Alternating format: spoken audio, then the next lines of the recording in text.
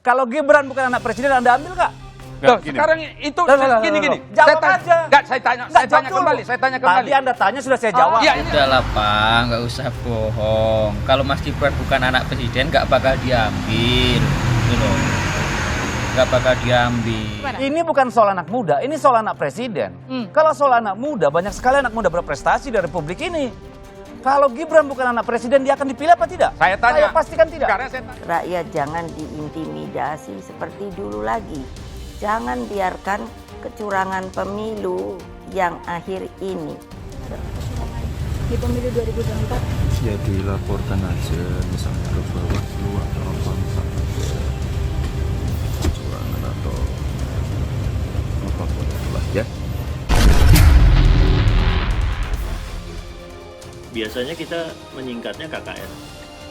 Tapi Ibu Mega tadi dalam pidato nuraninya menyebutnya NKK. Sekarang saya tanya. Saya pastikan Saya tidak. tanya, putusan 90 itu apakah berlaku untuk Gibran saja atau berlaku untuk seluruh Indonesia? Jadi intinya biar hakim rakyat yang menentukan. Kalau menurut kita, waduh dengan gorengan isu ini popularitasnya menurun, ya kan berarti nanti rakyat akan memilih. Pakai mengatasnamakan pemuda, mengambil Mas Gibran dengan tujuan mewakili pemuda, bahwa simbol pemuda harus ikut memimpin negeri ini. Nggak usah bohong. Kecurangan pemilu yang akhir ini terlihat sudah mulai akan terjadi lagi. Gorengan politik. Gorengan politik, partai-partai politik yang ingin anak presiden jadi calon wakil presiden. Itu politiknya sejak awal Atau gorengan sudah sangat politik clear. atau Karena gorengan politik siapakah dari partai-partai yang tidak menginginkan pihak yang Gibran maju. mengajukan. Gunakan hak pilihmu dengan tuntunan nurani. Intinya biar hakim rakyat yang menentukan. Kalau menurut kita, waduh dengan gorengan isu ini popularitasnya menurun, ya kan berarti nanti rakyat akan memilih. Pakai mengatasnamakan pemuda, mengambil Mas Gibran dengan tujuan mewakili pemuda, bahwa simbol pemuda harus ikut memimpin negeri ini. Nggak usah bohong. Kecurangan pemilu yang akhir ini terlihat sudah mulai akan terjadi lagi. Gorengan politik. Gorengan politik, partai-partai politik yang ingin anak presiden jadi calon wakil presiden. Itu politiknya sejak awal. Atau gorengan sudah sangat politik clear. atau Karena gorengan politik siapakah dari partai-partai yang tidak menginginkan pihak yang Gibran maju. Sekarang nggak ada ideologi kalau mau jujur. Partai itu harusnya ada ideologi, tapi sekarang tidak ada yang pakai ideologi, semuanya uang. Megawati bahas kecurangan pemilu, PDIP unggit penurunan baliho di Bali.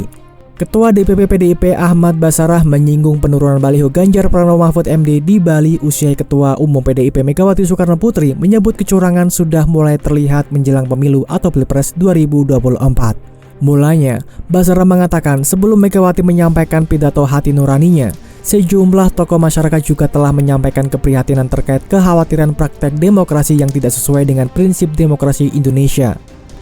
Kalau Gibran bukan anak presiden, Anda ambil nggak? Loh, sekarang itu gini. Jawab aja. Enggak, saya tanya kembali.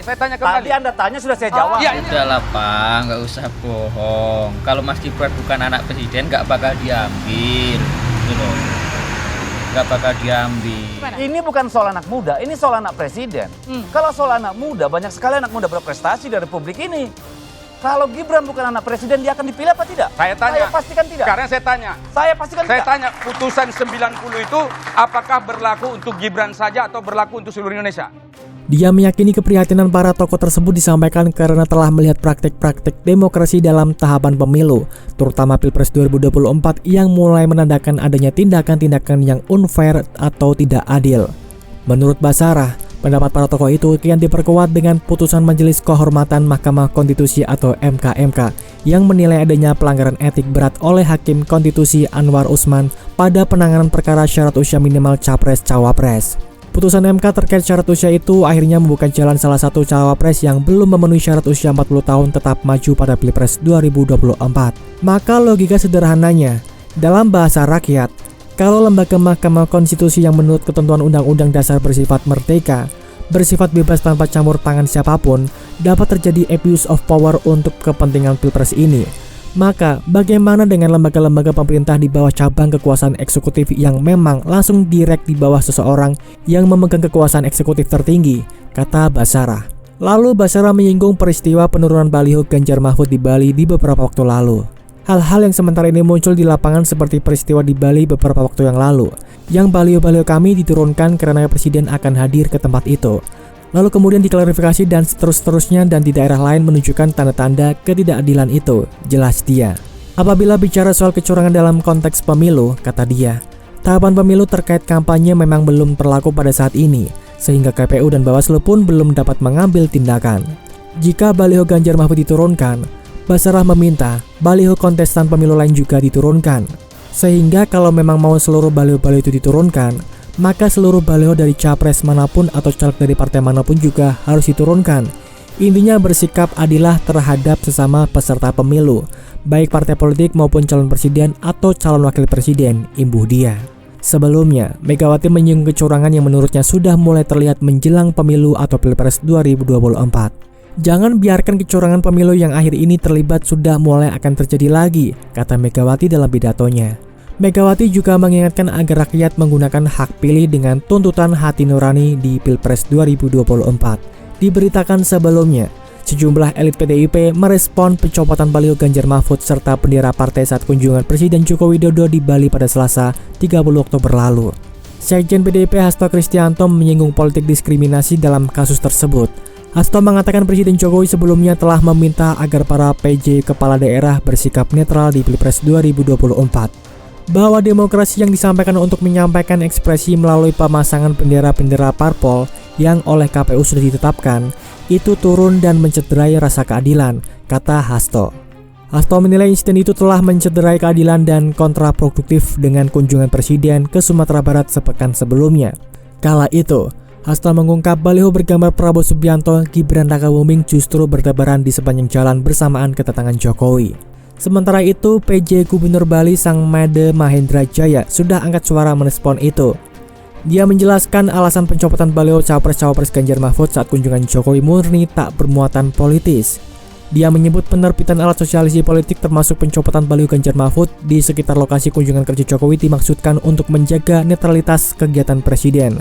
Mahendra mengatakan penerbitan itu murni mengacu pada prosedur tetap atau protap kunjungan kenegaraan, baik itu presiden maupun wakil presiden.